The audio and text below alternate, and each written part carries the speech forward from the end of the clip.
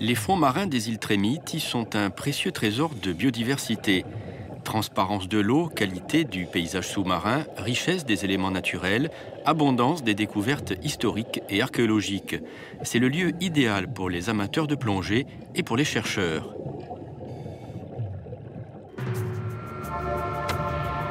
Au milieu des gorgones rouges et des immenses herbiers de Posidonie, la présence d'espèces rares protégées, le corail noir, les bivalves et grandes nacres, illustre bien la particularité de cette zone maritime.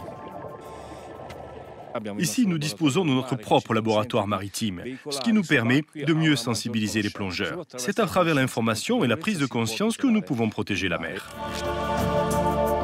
Le parc national de Gargano a été créé depuis de nombreuses années.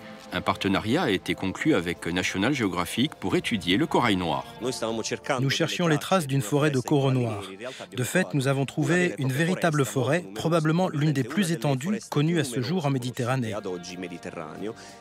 Autour des îles Trémites, les coraux noirs poussent entre 50 et 90 mètres de profondeur.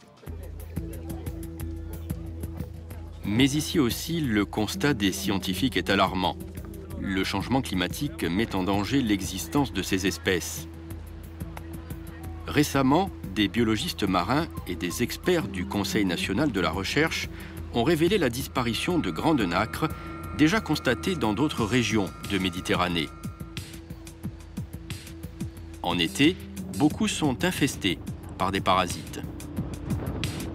Notre espoir en tant que biologiste est que ces populations proches des îles Trémites restent saines, sans parasites, et qu'à partir de ces îles, elles puissent se répandre à nouveau dans tout le bassin méditerranéen.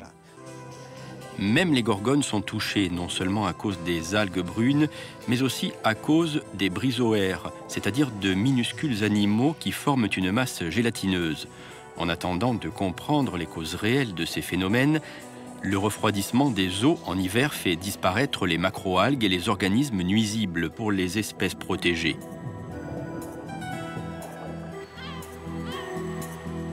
Les activités de recherche financées par le parc de Gargano permettent de mieux suivre les évolutions du monde marin et des étudiants participent aux recherches. Nous étudions quelque chose de difficile à comprendre, c'est-à-dire la mer. Clairement, on ne peut pas l'emmener dans un labo. Mais comme le dit notre professeur, la mer est notre laboratoire. L'objectif est de former de nouveaux professionnels, à la fois biologistes marins, spécialistes de la nature, capables de gérer ces zones protégées et de sensibiliser avant tout l'opinion publique à admirer et à aimer ces merveilles que nous avons.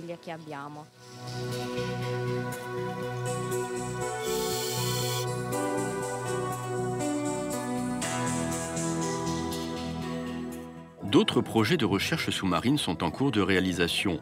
L'un d'entre eux concerne le recensement des sites archéologiques. Ils sont nombreux dans les fonds marins du seul archipel de l'Adriatique italien. Il y a 14 sites archéologiques, mais ils ne sont que recensés. Ils ne sont pas géoréférencés et il n'y a pas de vidéo. Nous avons donc pour but de géoréférencer ces sites et de réaliser des vidéos pour faire connaître à tous le côté historique de la réserve marine et pas seulement la nature. À la fin de l'été 2019, 10 plongeurs malvoyants ont débarrassé les fonds marins de plastique pendant plusieurs jours. Le projet a été conçu et réalisé par l'association Albatros en l'honneur du champion de natation Paolo Pinto, qui était devenu aveugle. « Quand je suis en mer, je peux voir à nouveau », disait-il. Les garçons sont très heureux d'aller sous l'eau. Ils sont émus.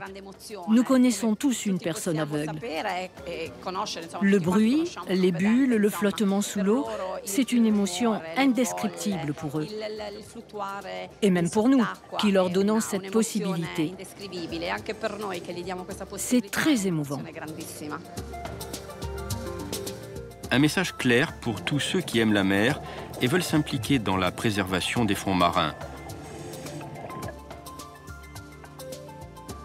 Un pari sur l'avenir pour conserver au mieux la biodiversité en Méditerranée.